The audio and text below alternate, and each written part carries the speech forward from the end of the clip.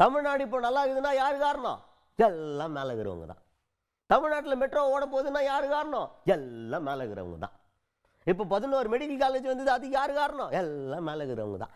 அப்படின்னு நாங்கள் இப்போ பிரச்சாரம்னா பொதுவாக என்ன நினைப்போம், நாங்கள் இதெல்லாம் பண்ணியிருக்கோம், எங்களால் எங்கள் ஆட்சியில் இதெல்லாம் வந்திருக்கு அப்படின்னு பேசி தானே நீங்கள் கேட்டிருப்பீங்க. But this is a different பிரச்சாரம். இப்படி ஒரு பிரச்சாரத்தை நீங்கள் கேட்டிருக்க மாட்டீங்க, பார்த்துருக்க மாட்டீங்க. யார் இப்படி பிரச்சாரம் பண்ணுது? எதிர்கட்சி தலைவர் எடப்பாடி பழனிசாமி அவர் தான். இப்போ பிரச்சாரம் ஆரம்பிக்க போகிற தமிழகத்தை காப்போம் அப்படின்னு ஒரு பிரச்சாரத்துக்கு பேர். அங்கே போயிட்டு அதிமுக என்னென்ன சாதனைகள் பண்ணுச்சு அப்படின்னு வேணால் பிரச்சாரம் பண்ணியிருந்தா மேபி ஏதாவது பாயிண்ட்டுகள் ஸ்கோர் பண்ணப்பட்டிருக்கலாம். ஆனால் என்ன நடந்து வச்சுன்னா, அதிமுகவுக்கு பிரச்சாரம் பண்ணுற மாதிரியே தெரியலையே, இது என்னமோ பாஜக பிரச்சாரம் மாதிரிலப்பா இருக்கு அப்படின்னு கேட்குற அளவுக்கு எல்லாமே மோடிஜி அவர்களுடைய ஆசீர்வாதத்தினால் தமிழகம் ரொம்ப அற்புதமாக வளர்ந்து செழித்து சூப்பராக இருக்கிறது அப்படின்ற அளவுக்கு பேசியிருக்கார். அதிமுக ஆட்சியில் ஒன்றும் பண்ணல, மோடி ஏதோ கொடுத்தாரு அதனால் நடந்துச்சு, அதுதான். நாங்களாம் ஒன்றும் பண்ணல, எல்லாம் பாஜகவோட கருணை. அவங்க கருணை காட்டி நமக்கு கொடுத்ததை வச்சு ஏதோ தமிழ்நாடு நல்லா சுபீட்சமாக இருந்துச்சு எங்கள் ஆட்சியில் அப்படின்ற லெவலுக்கு பேசியிருக்கார்.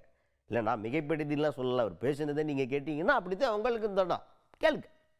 நான் முதலமைச்சர் கேட்ட பொழுது மத்திய அரசாங்கத்திலே என்னென்ன கேட்டனோ அத்தனையும் வழங்கினார். மறுக்க முடியாது. இன்னைக்கு தமிழகம் இந்த அளவுக்கு வளர்ச்சி அடைந்திருக்குது என்று சொன்னால் மத்திய அரசுடைய பங்கும் இதில் இருக்கின்றது. இன்னைக்கு சென்னையிலே மெட்ரோ ரயில் திட்டம் இந்தியாவிலேயே ஒரு திட்டத்துக்கு 63,000 கோடி ஒதுக்கிய சரித்திரம் இல்ல. அந்த சரித்திரத்தை மத்திய அரசு நமக்கு வழங்கியது. பாரத பிரதமர் நரேந்திர மோடி அவர்கள் கொடுத்தாங்க. மத்திய உள்துறை அமைச்சர் அந்த திட்டத்துக்கு அடிக்கல் நாட்டினாங்க. ஒரே வருடத்துல பாரத பிரதமர் கோரிக்கை வச்ச உடனே 14 அரசு மருத்துவக் கல்லூரி மருத்துவமனை கொடுத்தாங்க. ஒரு வருடத்துல